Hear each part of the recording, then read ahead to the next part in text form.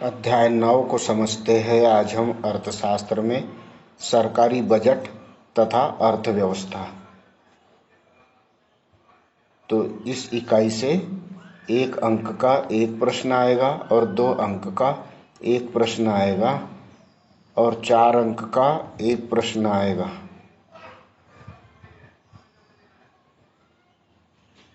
इस प्रकार से 7 अंक की यह इकाई है।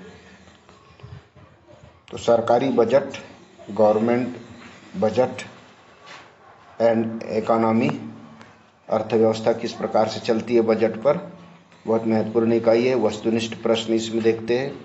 सही विकल्प चुनकर लिखिए। नंबर 1, संसद में बजट पेश करता है या लोकसभा में? संसद में बजट पेश करते हैं या लोकसभा में बजट पर भाषण देता है? कौन देता है? तो बजट पेश करते हैं और लोकसभा में भाषण देते हैं वित्त मंत्री। कौन है? सीतारमण, है ना। तो यह वित्त मंत्री संसद में बजट पेश करते हैं और भाषण देते हैं। सरकारी बजट सामान्यतः प्रस्तुत किया जाता है किसके द्वारा? एक बार। सरकारी बजट सामान्यतः प्रस्तुत किया जाता है वर्ष में एक बार। तो सार्वजनिक बजट की अवधि होती है 1 वर्ष। भारत सरकार के फ्लैगशिप कार्यक्रम की संख्या है। भारत सरकार के फ्लैगशिप कार्यक्रम की संख्या होती है 8। आम आदमी बीमा योजना प्रारंभ हुई। आम आदमी बीमा योजना 2007 से 8 में, सत्र 2007-8 में आरंभ की गई। रिक्त स्थानों की पूर्ति कीजिए।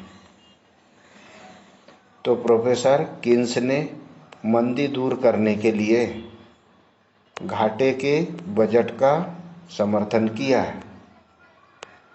प्रोफेसर किन्स ने मंदी दूर करने के लिए खालिस्तान बजट का समर्थन किया, तो घाटे के बजट का। फिर जिस बजट में आय एवं व्यय बराबर हो उसे खालिस्तान बजट कहा जाता है। तो जिस भी बजट में आय और व्यय बराबर हो उसे संतुलित बजट कहा जाता है। 3 प्रकार के बजट होते हैं, फायदे के, दूसरी चीज घाटे के और संतुलित। तो जिसमें भी आय और व्यय बराबर दिखाया गया वो संतुलित बजट कहलाता है। भारत में जुलाई खालिस्तान से सेवा कर लगाया गया। सेवा कर भारत में कब से? 2004 से लगाया गया। चौथा, खालिस्तान को मुख्यतः कर एवं गैर कर राजस्व में विभक्त किया जाता है। खालिस्तान को कर एवं गैर कर राजस्व में विभक्त किसको करते हैं? राजस्व प्राप्तियों को। राजस्व प्राप्तियां जो होती है, राजस्व के द्वारा जो प्राप्तियां, उन्हें कर और गैर कर में रखा जाता है, विभक्त किया जाता है। अगला, राजस्व घाटा बराबरी से राजस्व व्यय ऋण क्या होता है? राजस्व प्राप्तियां। राजस्व व्यय में से राजस्व प्राप्तियां घटा देने पर क्या प्राप्त होता है? राजस्व घाटा। सत्य असत्य में उत्तर दीजिए। तो पहला है, भारत का रेल सामान बजट में शामिल नहीं होता। भारत का रेल बजट सामान्य बजट में शामिल नहीं होता, सत्य है। फिर सरकार बजट 5 वर्षों के लिए बनाती है, असत्य, 1 वर्ष के लिए बनाती है।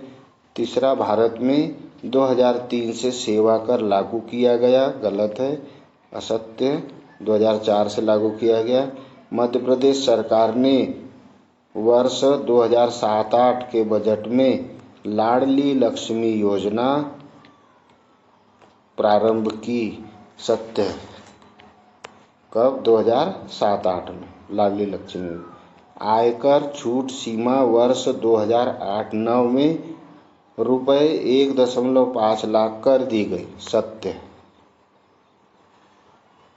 आयकर छूट कितने लाख तक? 5 लाख तक। कब से? 2008 से। फिर सही जोड़ी मिलाइए तो अ और ब दो खंडों में इसे विभक्त करते हैं। और पहला है कर राजस्व, तो इसमें आता है बजटीय प्रवृत्तियाँ। दूसरा प्रतिभूति विनिमय कर, तो पूंजी निर्माण में आते। फिर प्रतिभूति विनिमय कर, ये स्टॉक एक्सचेंज शेयर में आते हैं। बजट का उद्देश्य क्या होता है? आर्थिक विकास करना। भारत में बजट की स्वीकृति लोकसभा में प्रस्तुत की जाती है, लोकसभा देता है। एक शब्द वाक्य में उत्तर दीजिए, तो एक शब्द वाक्य में उत्तर में चलते बजट का एक उद्देश्य बताइए, तो आर्थिक नियंत्रण करना। रेल बजट संसद में किसके द्वारा प्रस्तुत किया जाता है? रेल मंत्री के द्वारा। सामान्य लाभ कर कब से लागू हुआ? तो यह 2005-06 के बजट से लागू हुआ। प्रदेश सरकार ने गरीबी रेखा के नीचे जीवन यापन करने वाले में गेहूं किस रियायती दर पर वितरित किया गया? तो प्रदेश सरकार ने गरीबी रेखा के नीचे जीवन यापन करने वालों को 3 रुपये प्रति किलो गेहूं देना प्रारंभ किया। घाटे के बजट का एक प्रभाव लिखिए। तो जब भी घाटे का बजट दिया जाता है तो कीमत स्तर में वृद्धि हो जाती है, और कीमत स्तर में वृद्धि होने से ही लाभ प्राप्त होता है। ये बजट में सरकारी आय व्यय में अतिरिक्त, यहाँ तक लिखना छूट गया, अतिरिक्त किस मद का उल्लेख होता है? तो बजट में सरकारी व्यय के अतिरिक्त किस मद का उल्लेख होता है? ऋण संबंधी नीतियों का। फिर सरकार बजट कितने वर्ष के लिए बनाती है? 1 वर्ष के लिए। सरकारी बजट कौन प्रस्तुत करता है? तो वित्त मंत्री प्रस्तुत करता है। अब आते हैं अति लघु उत्तरीय प्रश्न। तो बजट की परिभाषा दीजिए। बजट एक वित्तीय वर्ष में सरकार की अनुमानित आय तथा व्यय का विवरण होता है। बजट एक वित्तीय वर्ष में सरकार की अनुमानित आय तथा व्यय का विवरण होता है। सरकारी बजट के 2 भाग बताइए। तो सरकारी बजट के भाग है राजस्व और दूसरा व्यय। तीसरा संतुलित बजट की परिभाषा दीजिए। तो संतुलित बजट वह बजट है जिसमें सरकार की आय तथा व्यय दोनों बराबर होती है। संतुलित बजट में सरकार की आय और व्यय दोनों बराबर होती है। फिर आते हैं घाटे के बजट की परिभाषा दीजिए। तो घाटे का बजट वह बजट है जिसमें सरकार की अनुमानित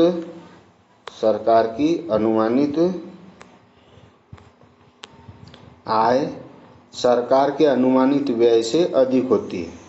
सरकार की अनुमानित आय सरकार के अनुमानित व्यय से अधिक, आय अधिक और व्यय कम, संतुलित बजट। फिर प्रत्यक्ष कर, यहाँ कर छूट गया है, सिर्फ कर नहीं छूटा है, वहाँ सिर्फ प्रत्यक्ष की परिभाषा दीजिए।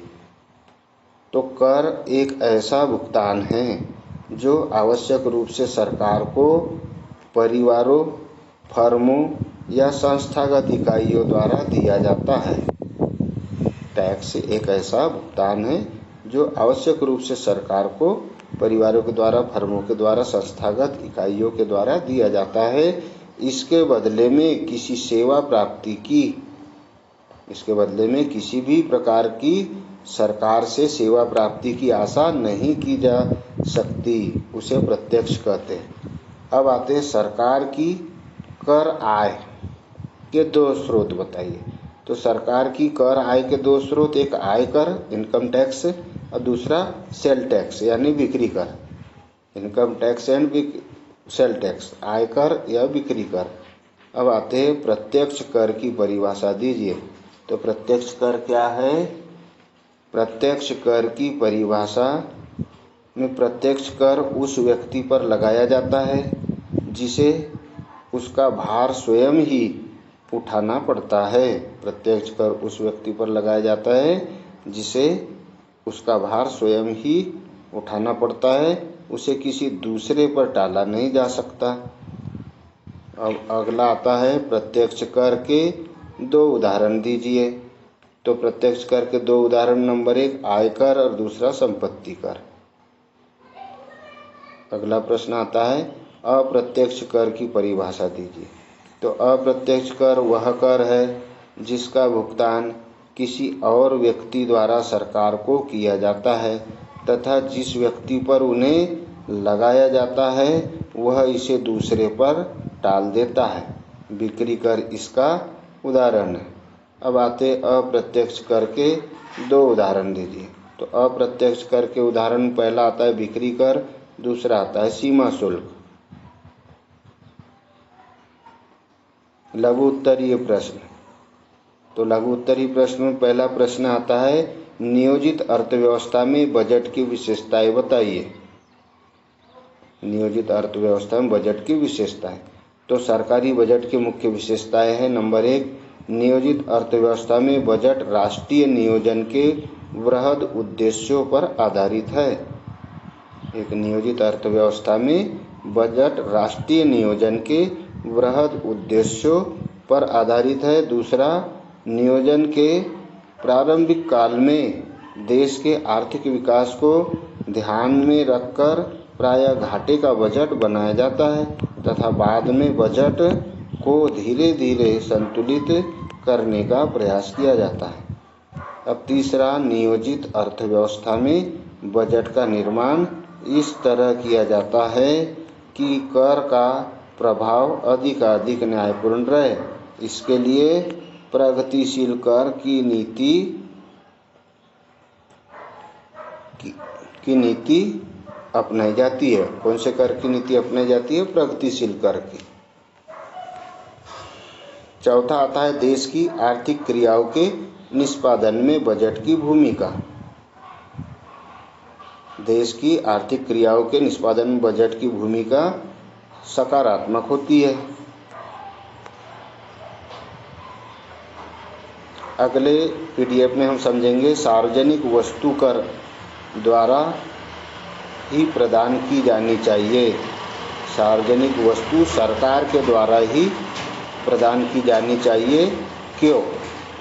सार्वजनिक वस्तुएं जैसे राशन दुकान पर मिलती है, ये वस्तुएं सरकार के द्वारा ही प्रदान की जानी चाहिए। क्यों? व्याख्या कीजिए।